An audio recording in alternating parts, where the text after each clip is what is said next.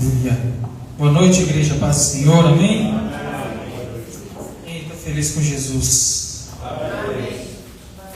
Antes de iniciar, ficou na minha mente o tempo inteiro esse louvor. Eu ouvi lá no Ministério de Intenção com José Vitor, o pastor Marco conhece.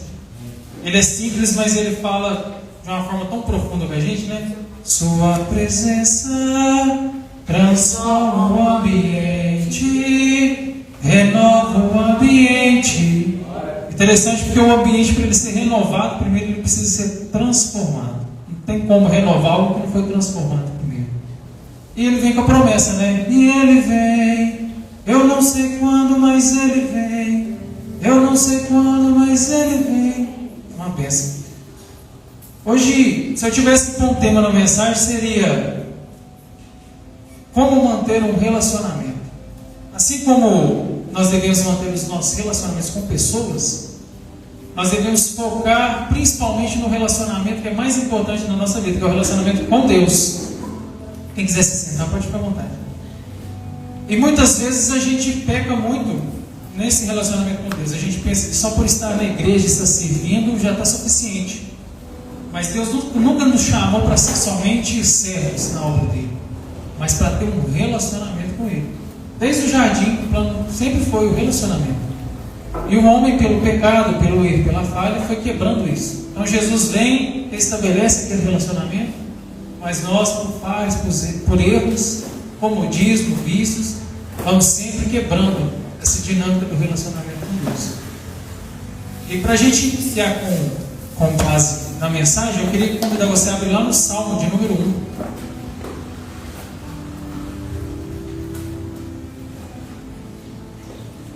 A Bíblia aí, porque hoje a gente vai usar bastante.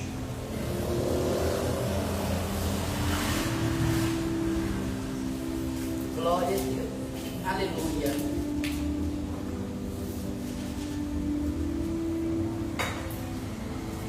Todo mundo achou? Amém. Salmo de número 1 diz assim: abençoado é o homem que não anda segundo o conselho dos ímpios, nem fica no caminho dos pecadores, nem se assenta na roda dos escarnecedores, mas o seu prazer está na lei do Senhor, e na sua lei medita dia e noite. E ele será como uma árvore plantada junto aos rios de água, que produz seu fruto em sua estação. Sua folha também não murchará, e tudo aquilo que ele faça prosperará. Os ímpios não são assim, mas são como uma palha que o vento lança para longe. Portanto, os ímpios não ficarão de pé no juízo, nem pecadores na congregação dos justos. Porque o Senhor conhece o caminho dos justos, mas o caminho dos ímpios perecerá. Então, olha que interessante. O salmista está falando aqui: abençoado é o homem que não anda segundo o conselho dos ímpios, nem fica na roda dos escarnecedores. Ou seja, ele não se relaciona com o que não convém. Mas o seu prazer está na lei do Senhor e nela medita dia e noite. Ou seja, ele tem relacionamento com Deus e não com aquilo que afasta de Deus. E aí Deus nos compara com árvores. E eu sempre fiquei me questionando: por que Deus sempre compara a gente com árvore? Ele compara a gente com palmeira. Ele fala aqui nesse trecho aqui. E ele sempre usa, nas parábolas ele fala do fruto. Quer conhecer a árvore? Olha para o fruto.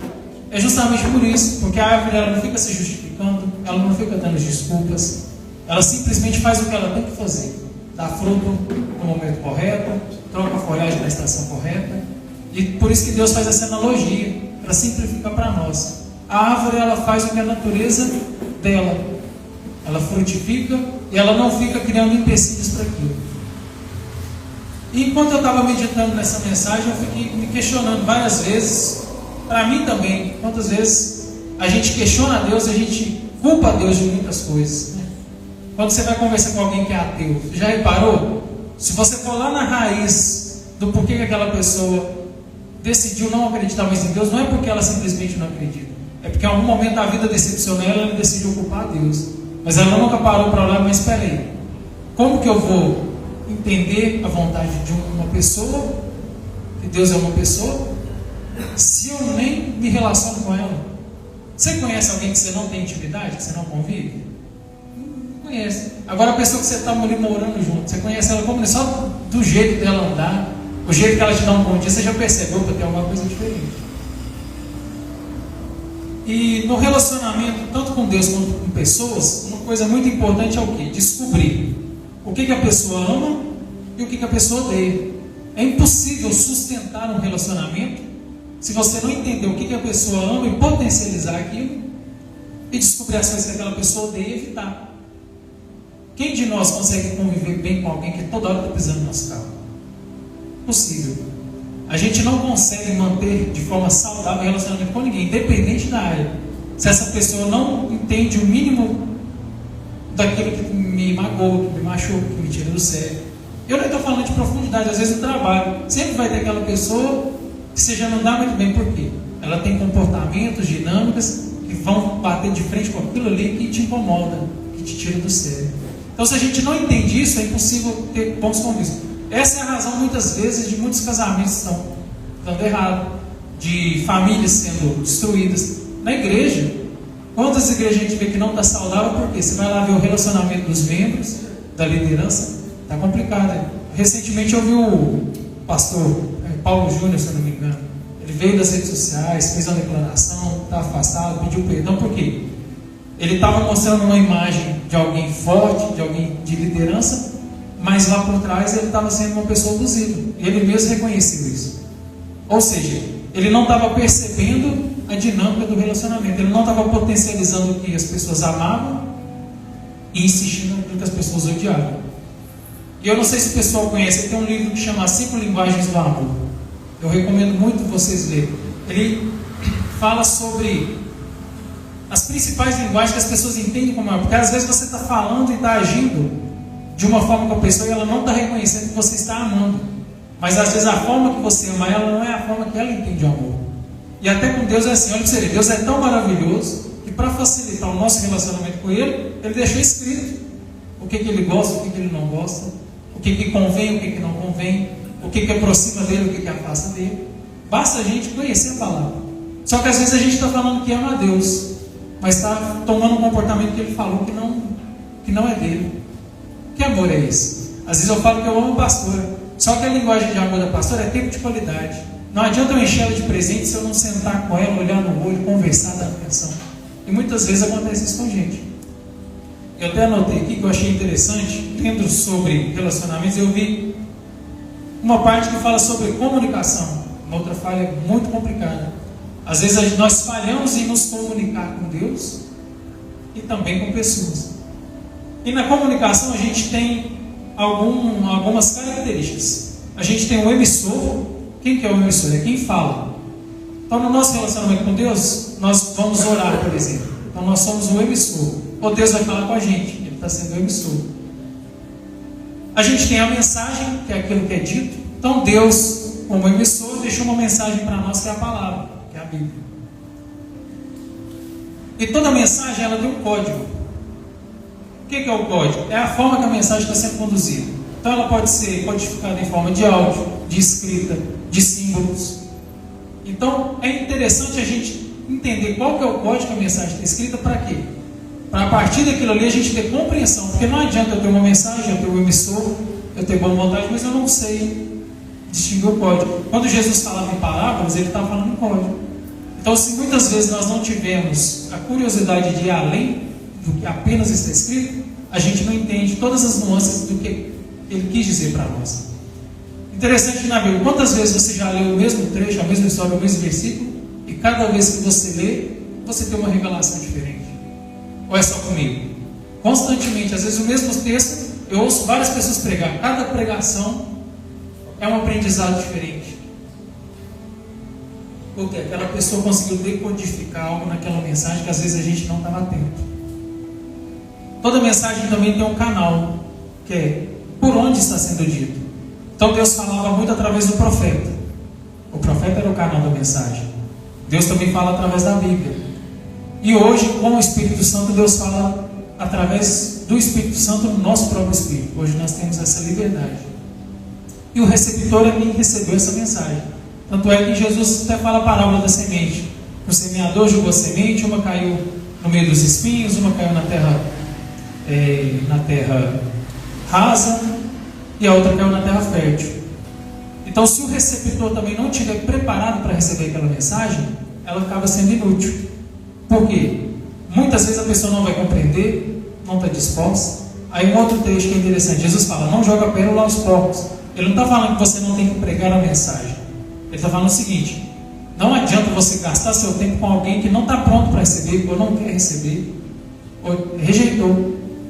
Então é importante saber também para quem eu estou falando, para eu também conduzir um código adequado com aquela pessoa. Porque muitas vezes nós queremos falar de Jesus, mas será que a gente está falando da forma certa?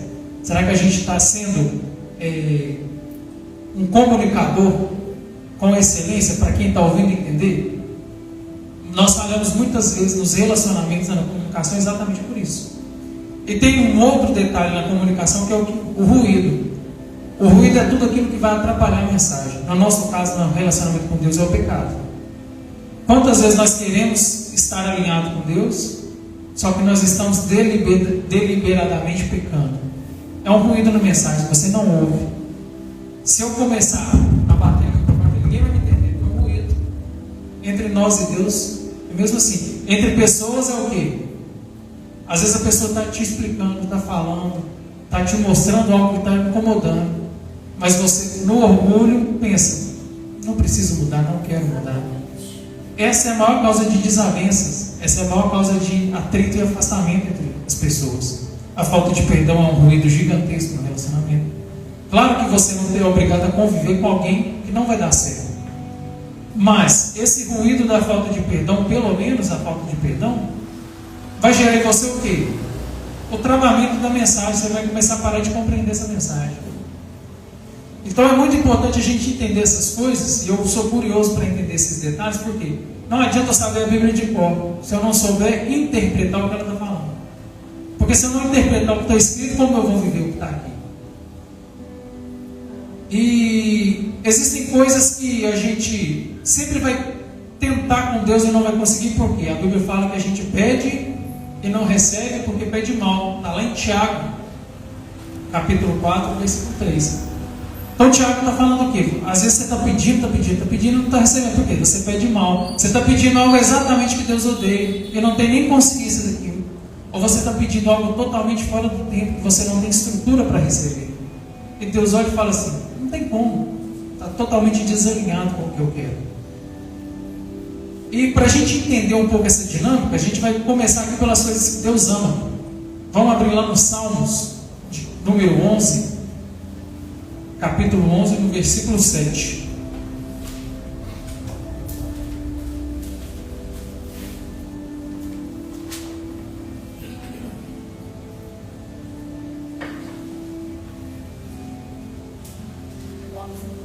Onze, 7. Glória a Deus. A palavra do Senhor diz assim: porque o justo Senhor ama a justiça. O seu semblante contempla os retos. Olha que interessante. Deus ama a justiça. Então logo, se você na sua vida, na sua dinâmica, no seu cotidiano, está vivendo de forma injusta, logo você está fazendo algo que Deus reprova. Em contrapartida, se você tem justiça na sua vida, nas suas decisões, nas suas atitudes, você está fazendo algo que Deus ama. Um conselho: nunca entre numa causa injusta, porque com Deus você já perdeu. A partir do momento, você pode ter toda a razão do mundo, a partir do momento que você permitir injustiça numa situação, com Deus você já perdeu. Aí aquela bênção de Deus, aquela porta que Deus abriria, aquele conselho que Deus te daria, aquela provisão que Ele poderia manifestar, ele já não vai mais. Por quê? Deus não compactua com a injustiça. A própria palavra fala que Ele é o Deus que cuida dos órfãos e das viúvas. Aí Deus está vendo você ser injusto com alguém que é mais fraco que você, que é menor do que você, que tem um cargo abaixo que você, ou que você lidera essa pessoa, ou então que essa pessoa não está ciente de todo o contexto e você está usando daquela ignorância ou falta de conhecimento daquela pessoa para praticar uma injustiça. Ou então você está usando aquilo para um benefício próprio. Com Deus você já perdeu. Aí muitas vezes você vai falar assim: ah, Rafael, mas eu vejo muita gente ser injusta se dando bem. Pois é, quem prometeu dinheiro, glória, reinos, conquistas, foi Satanás. Quando ele chega para Jesus e fala assim: me adore eu vou te dar todos eles. Satanás pode te dar coisas também. Então, quando você está vendo uma pessoa crescendo muito, completamente fora de princípio, não é Deus que está ali no meio, pode ficar tranquilo. Então, às vezes, a gente inveja o que o diabo está dando para as pessoas. Deus não habita no meio de injustiça. Viu que alguém está sendo injusto e está prosperando? Deus não está no meio. Salmo 51, 6. Vamos lá.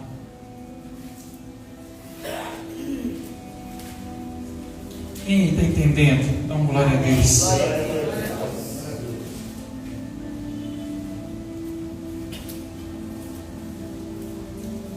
A palavra do Senhor diz assim, Salmo 51, versículo 6.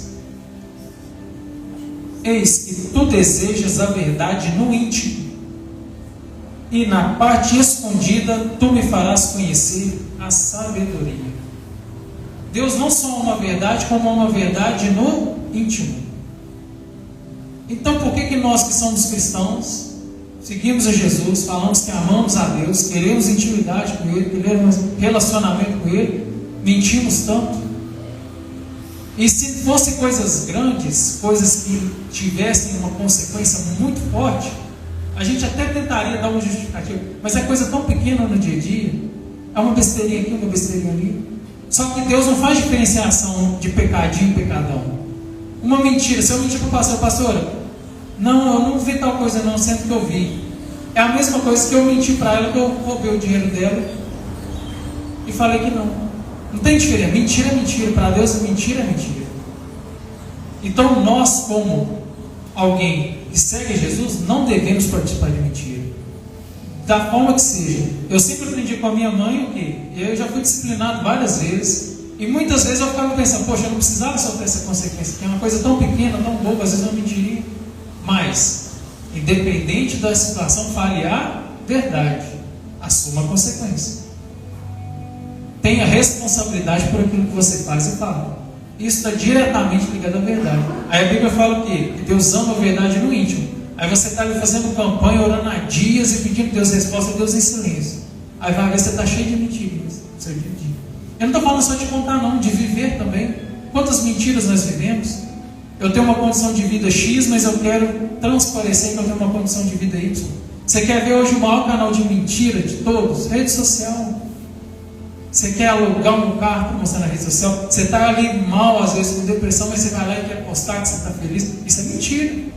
Você quer demonstrar algo que você não tem. Eu às vezes tenho dificuldade, eu sou muito criticado por quê? Eu sou muito transparente. Se eu não estou bem, eu não faço questão de fingir que eu estou bem. Se eu estou estressado, eu não faço questão de fingir que eu não estou estressado. Então às vezes eu tenho um pouco de dificuldade com isso, mas eu detesto ele ficar fingindo algo que eu não sou. Porque quando você mente, você tem que começar a construir um castelinho de areia. O tempo inteiro. Aí você tem que ficar sustentando aquela mentira, aí você tem que inventar uma outra. Aí de repente, no momento mais inconveniente, aquela mentira cai. Você fica totalmente envergonhado. Então Deus ama a verdade. Quer se aproximar de Deus? Viva em verdade. E vou mais. O que Cristo falou com ele? Eu sou o caminho, a verdade. Então como que eu vou me aproximar de Deus se eu também não estou me relacionando com Cristo? Que é a própria verdade. Terceira coisa que Deus ama, vamos lá, 2 Coríntios, capítulo 9, versículo 7.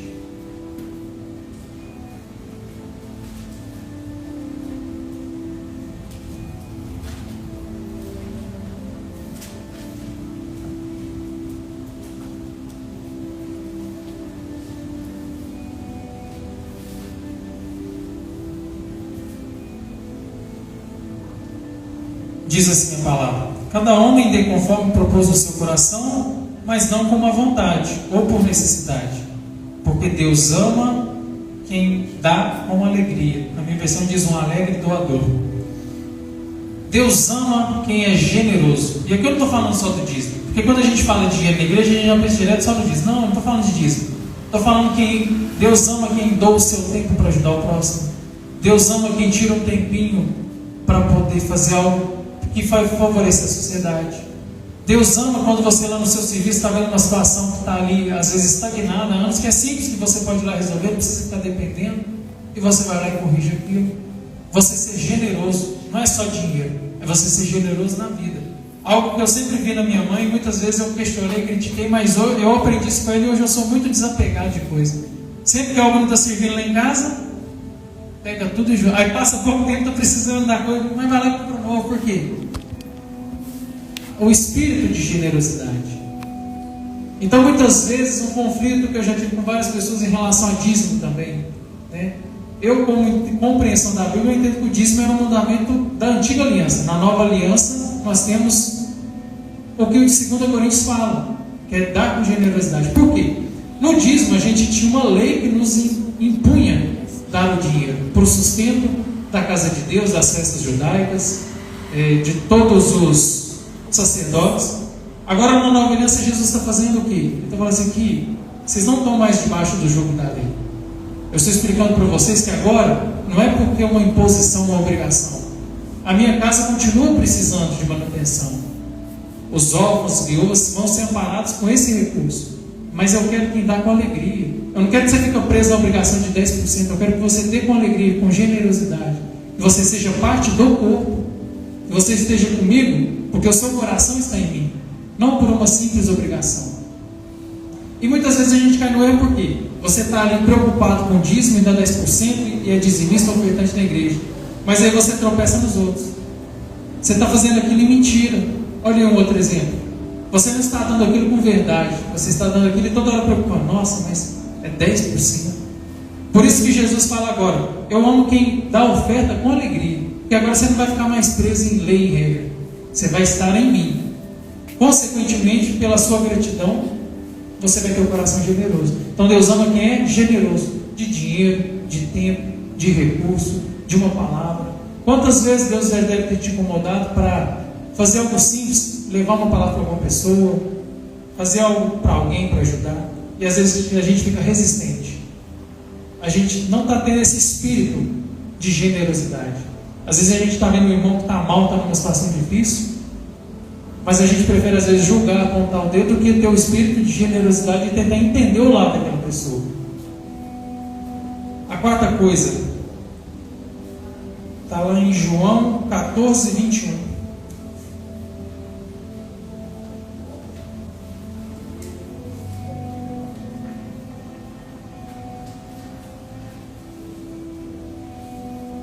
Glória a Deus.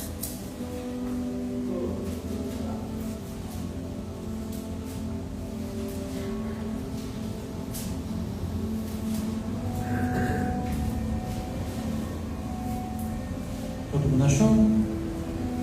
Diz assim a palavra: aquele que tem os meus mandamentos e os guarda, esse é o que me ama. E aquele que me ama será amado do meu Pai. E eu o amarei e me manifestarei a ele. Ou seja, Jesus é bem claro aqui: aquele que o ama é quem o obedece e o guarda os seus mandamentos. E ele ainda vai além: e aquele que guarda os meus mandamentos, eu o amarei também, meu Pai também o amará, e eu me manifestarei a ele. Por que Deus às vezes tem ensinado isso com você? Você tem guardado os mandamentos? Você tem vivido uma vida de acordo com o que Deus está te ensinando? Não estou dizendo perfeito, que ninguém é perfeito. A gente erra, a gente tropeça, mas quando você erra, você corre em pedir perdão. Por isso que Davi era um homem segundo o coração de Deus. Quando ele errava, ele já corria até Deus para se corrigir. A gente tem vivido assim? A gente tem preocupado em guardar os mandamentos?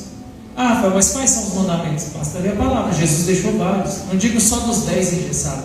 Estou dizendo o que Jesus falou. Jesus fala assim: se o seu inimigo tiver fome, dá-lhe de? E se tiver sede? Porque assim amontará brasas vivas sobre a tua cabeça. Aí você está em atrito com alguém. Essa pessoa precisou de ajuda. O que você faz? Quer distância de mim. Alguém veio e te bateu na sua face, te ofendeu. O que você faz? Ou ignora, ou sai de perto. Eu falo por mim mesmo. Eu faço isso constantemente. Eu tenho que me policiar constantemente. Então Jesus disse várias coisas. Algumas ele disse que já tinha sido cumprido, mas outras ele piorou. Por exemplo, na lei, o que falava? Olho por olho, dente por dente. Alguém veio e cortou seu dedo, você tem o direito de ir lá e cortar o dedo da pessoa. Alguém veio e matou seu parente, você tem o direito de ir lá e matar o parente da pessoa. Aí Jesus vem e falou assim: se o teu inimigo bater na face, dê a outra. Se ele te roubar a capa, dê também a túnica. Então Jesus revogou o olho por olho. Comigo não tem mais. Só que outros ele piorou. Ele fala assim: se o teu olho te faz pecar, arranca e joga fora. Se a tua mão te faz pecar, corta e joga fora. Ele não está falando de forma literal. Ele está falando: se a sua rede social está te fazendo pecar, é melhor você não ter. Se aquele serviço está te corrompendo, sai dele.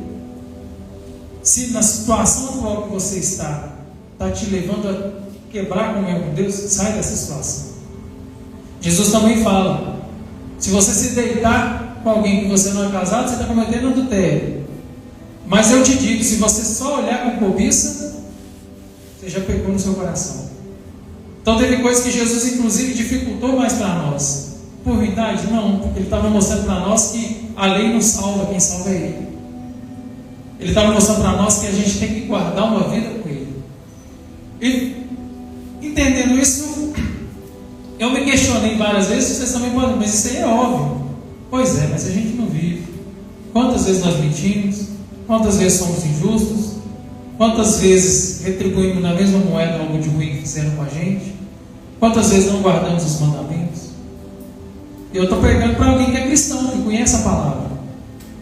Então nós deveríamos fazer diferente. Eu gosto muito daquela frase, né? Pregue, e se precisar, fale.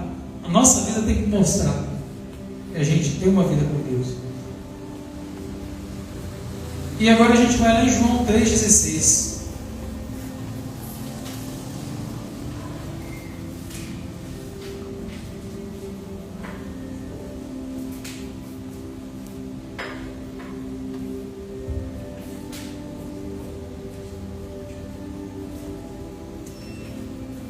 Base do Evangelho, e diz assim: porque Deus amou tanto o mundo que deu a Ele o seu Filho unigênito, para que todo aquele que nele crê não pereça, mas tenha a vida eterna.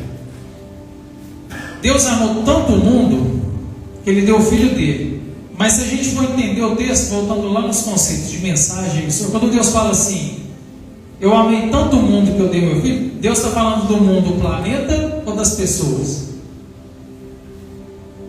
Ele está falando da terra ou das pessoas? Das pessoas, né? Ou seja, muito cuidado quando você fere alguém que Deus enviou o Filho dele para amar. Muito cuidado quando você vê alguém que Deus tem intimidade e age na vida daquela pessoa e você vai lá deliberadamente e fere aquela pessoa. Muito cuidado quando você vê alguém que Deus está louco para resgatar e você dá as costas para aquela pessoa. Deus amou o mundo que Ele entregou o que Ele tinha de melhor para salvar cada uma dessas pessoas. E muitas vezes a gente passa por essas pessoas e age como se elas não fossem merecedoras da graça que nós recebemos. Então Deus ama pessoas. Deus não ama coisas, Ele ama pessoas. Então sempre que você quiser se aproximar de Deus, se aproxime de pessoas. Ele mesmo fala: como que você pode dizer que ama Deus que você não vê, se o seu irmão que você vê, você menospreza ele? Não tem lógica, né? E quando a gente entende esses conceitos, a gente começa a entender que está tudo na Bíblia. E quem escreveu essa Bíblia aqui não foi um padre, não foi um rabino, não foi um pastor, não foi um líder religioso qualquer. Foram pessoas inspiradas pelo próprio Deus. E essa palavra aqui, como está escrito nela, ela é imutável, ela é infalível. Inclusive, está escrito aqui: ai daquele que tirar ou acrescentar uma vírgula que seja. Então, se nós vivemos como alguém que quer ter um relacionamento com Deus, a gente tem que ter isso aqui no coração, de forma que a gente vai viver isso aqui constantemente. E se errarmos, que seja um tropeço, que seja por um acaso, e não por uma escolha nossa, deliberada. Então nós entendemos aqui o quê? As coisas que Deus ama. Então, se a gente começar a viver essas coisas, nós vamos nos aproximar de Deus. Só que Ele também deixou para nós as coisas que Ele odeia. Então, assim como alguém que a gente quer conviver bem, na medida que a gente percebe algo que a pessoa odeia, a gente evita aquilo. Então, nas coisas que Deus odeia, a gente vai achar lá em Provérbios 6, a partir do versículo 16.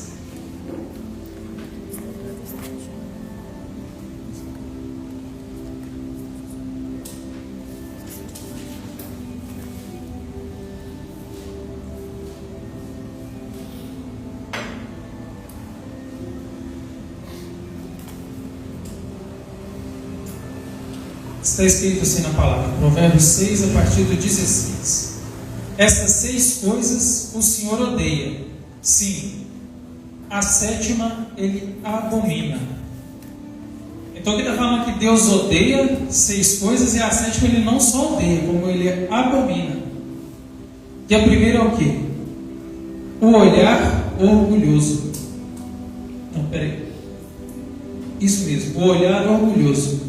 Então Deus odeia o orgulho. Quer se afastar de Deus? Quer quebrar sua aliança com Deus? Quer deixar Deus irado e em silêncio com você? Seja orgulhoso. Se acha melhor do que os outros, se acha mais merecedor. E você pode usar até a religião, a igreja para isso. Não, Deus fala mais comigo. É só quando eu louvo que o negócio é diferente. Quando eu prego, é aí que o negócio flui. Não, lá no meu serviço é só eu que sei fazer, mas ninguém presta para fazer não. É que só eu que consigo. Se eu não estiver lá, o negócio não anda. Deus odeia o orgulho. Deus odeia aquela pessoa que sempre vai se achar melhor do que os outros. O orgulho quebra diretamente nosso vínculo com Deus. Então, muito cuidado. Dando sequência, a palavra diz assim: Deus odeia o orgulho e Deus odeia a língua mentirosa. Então, se por um lado Deus ama a verdade, logo Ele odeia a mentira. E a mentira, ela é tão séria que ela é o único pecado que inclusive tem filiação. O que é a filiação? Está lá no seu EG, lá no nome do seu pai, da sua mãe. João 8,44. O pai da mentira é quem? Então, logo, se você está mentindo, você está tomando filiação de quem? Então, a pessoa diz que é filho de Deus, mas vive uma vida mentirosa. Ela não é filho de Deus, ela está sendo filho de Satanás. É Deus que está falando, não sou eu que acho. Então, quer se aproximar de Deus? Fuja da mentira. Dando sequência, a palavra está dizendo assim: mãos que derramam sangue inocente. E aí a gente pensa logo no assassinato, mas muito mais do que assassinato, que também está incluso, a Bíblia está falando de vários tipos de morte. Quantos ministérios nós matamos? Quantas profissões que aquela pessoa teria nós matamos? Quantas oportunidades que aquela pessoa poderia ter na vida dela nós matamos porque nós lançamos uma palavra indevida, porque nós reagimos de uma forma que não deveríamos, porque nós ferimos aquela pessoa às vezes de forma proposital. Então a Bíblia fala do sangue inocente. Quantas vezes, eu não sou pai, mas quem é pai vai entender, quantas vezes com seu filho você agiu de uma forma completamente encabida, desmedida, e você às vezes matou algo que seu filho poderia gerar porque você agiu de uma forma inadequada.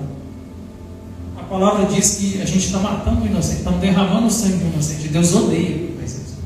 Às vezes aquele irmão está iniciando na fé, ou está fraco ainda, e ao invés de a gente ir lá e instruir ele, na correção, na disciplina, não, a gente só chega lá e mata o ministério dele, porque nós não tivemos o entendimento do que Deus ensinou para a gente.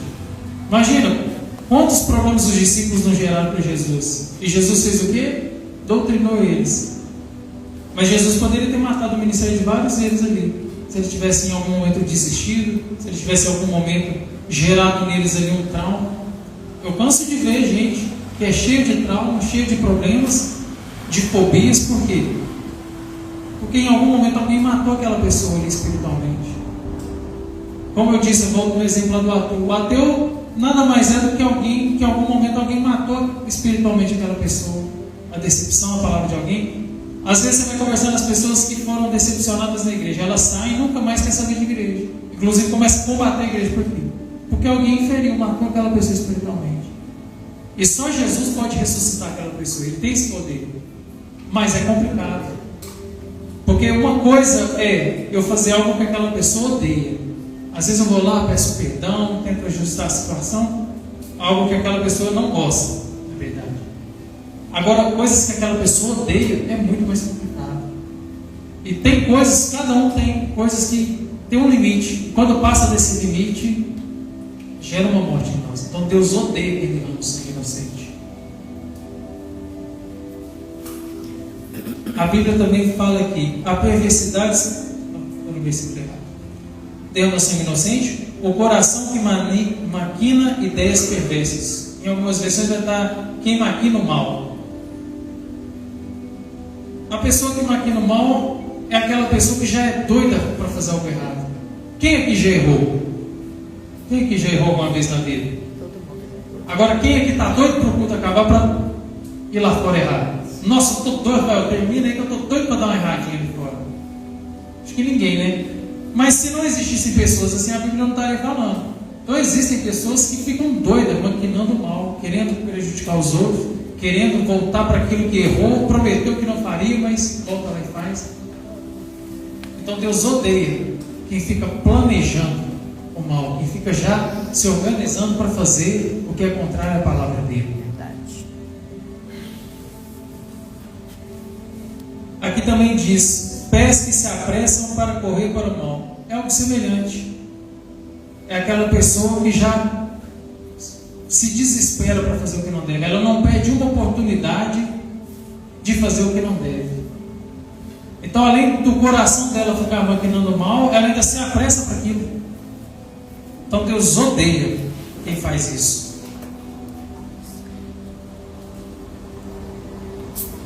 Deus também odeia a testemunha falsa. O que é o testemunho falso? Foi o que fizeram com Jesus. Chegaram para os guardas que estavam guardando a tumba de Jesus, deram dinheiro para eles e falaram assim: ó, se alguém vier questionar o que aconteceu aqui, fala que foi os discípulos dele que veio, arrombou essa tumba e levou ele embora. Então o falso testemunho é o quê? Patrocinar uma mentira. É você, muitas vezes, não chegar a mentir, mas distorcer um pouquinho a verdade. Satanás muitas vezes não precisa nem mente, ele só precisa distorcer um pouquinho. Hoje o que a gente vê muito nas igrejas? O evangelho da prosperidade, a teoria dos coaches, né? Hoje você está vendo muito coach e pouco pastor. Então você pode tudo, você é mais do que vencedor, se você quer você pode fazer, o importante é ser feliz. E muitas coisas estão ali na Bíblia mesmo, só que distorcido. Aí eu gosto de falar o seguinte: o texto fora de contexto vira pretexto. Aí todo mundo quer pegar um trechinho ali isolado e quer usar isso como um argumento para respaldar um comportamento errado. É um falso testemunho. E você compactuando com aquilo, você está o quê? Dando falso testemunho também. Então o Evangelho diz o quê? Que a gente não merecia, que nosso destino é o inferno, e é por graça que nós estamos aqui, que nós devemos o quê? Negar a nós mesmos, carregar a nossa cruz. Mas aí o falso testemunho está falando que não, você é lindo, você pode tudo, você é merecedor, você é o centro. Olha o perigo do falso testemunho. Quantas pessoas estão indo para um caminho totalmente errado porque a palavra está sendo um pouquinho distorcida. Então Deus odeia o falso testemunho. Está havendo um lugar que está usando a palavra de forma deturpada, Deus odeia. E por último, a Bíblia diz que Deus não somente odeia, Ele abomina. Tem coisas que você odeia, mas tem coisas que você abomina. E se acontecer, você não pensa duas vezes em sair rápido daquela situação e não negocia nem por um momento. Deus também tem algo que Ele abomina, que é o quê? O irmão que semeia discórdia entre os irmãos. Quem leva e traz. Quem está vendo um problema, ao invés de tentar solucionar, põe mais lenha na fogueira. Nossa, você viu o que o fulano está fazendo com você? Você viu o que esse cara está fazendo? Aí quer ver o que acontece demais hoje? De novo nas redes sociais. Quantos perfis falsos você não vê gente criando para poder o quê? Gerar essas discórdias. Quantas notícias distorcidas a pessoa pega para gerar discórdia? Na última eleição, olha o que virou a questão da fake news. Só para gerar discórdia entre os irmãos. Aí junto ao falso testemunho, discórdia entre os irmãos. Dentro das igrejas, a gente está vendo várias situações aqui. Pessoas crentes cristãs fazendo fofoquinha entre os outros. A Bíblia fala que Deus abomina. Aí você está vivendo uma vida gerando intriga e discórdia entre os seus irmãos, mas quer que Deus fale com você. Diz que está sendo abençoado. Diz que Deus está te usando. E Deus falou assim: eu abomino isso que você está fazendo. Não tem coerência, né? Não tem lógica. Então, lendo isso tudo, eu consigo chegar na seguinte conclusão que eu queria deixar para a igreja. Relacionar as as coisas que ele ama, as coisas que ele odeia, vai pregando no seu quarto, começa a meditar sobre isso. Aí você vai ter condições de ter um relacionamento melhor com ele. Se com pessoas já é assim, imagina com Deus. Então muitas vezes você está passando um momento difícil, Deus está em silêncio, você não está conseguindo concluir algo que você está buscando com Deus, provavelmente você está fazendo algo que ele odeia. E a Bíblia fala assim: não entristeçais o Espírito Santo, que também é o próprio Deus. E você está vivendo uma vida de tristeza no Espírito Santo. Como que você vai conseguir ouvir a voz dele? Sua vida está cheia de ruído do pecado. Como que essa mensagem vai chegar no seu ouvido? Como que você vai ter esse discernimento?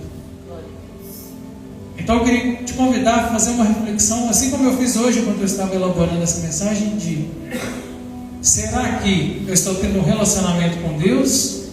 Ou eu me convenci que eu estou tendo um relacionamento com Ele? Porque Ele mesmo dita como que funciona o relacionamento com Ele. Aí eu vivo totalmente contrário ao que Ele me ditou, que Ele me ensinou, mas eu quero crer que eu estou tendo. Não estou. O caminho para o céu continua estreito, Ele não alargou. E o relacionamento com Deus continua se baseando em princípios. Então é essa mensagem que Deus colocou no meu coração. Espero que você tenha entendido e que possa gerar frutos na minha e na sua vida. Deus abençoe.